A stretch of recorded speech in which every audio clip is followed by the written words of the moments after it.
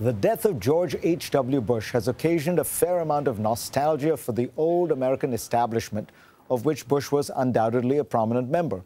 It's also provoked a heated debate among commentators about that establishment, whose membership was determined largely by bloodlines and connections. You had to be a white Anglo-Saxon Protestant to ascend to almost any position of power in America until the early 1960s. Surely there is nothing good to say about a system that was so discriminatory toward everyone else. Actually, there is.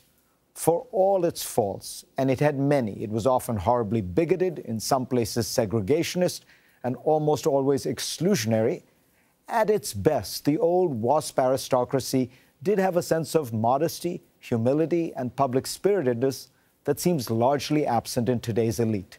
Many of Bush's greatest moments, his handling of the fall of communism, his decision not to occupy Iraq after the first Gulf War, his acceptance of tax increases to close the deficit, were marked by restraint, an ability to do the right thing despite enormous pressure to pander to public opinion. But, and here is the problem, it is likely that these WASP virtues flowed from the nature of that old elite.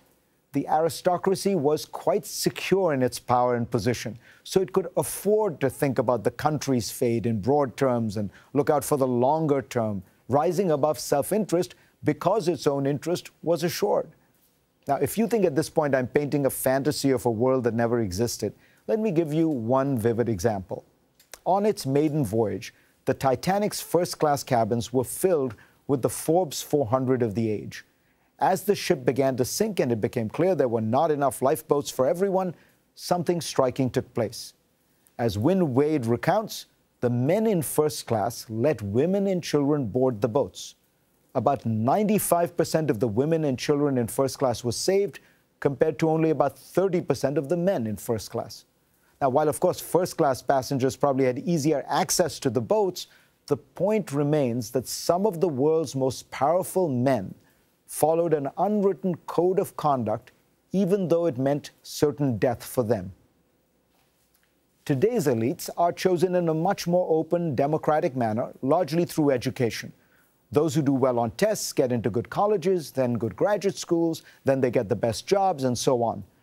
But their power flows from this treadmill of achievement, so they are constantly moving, looking out for their own survival and success.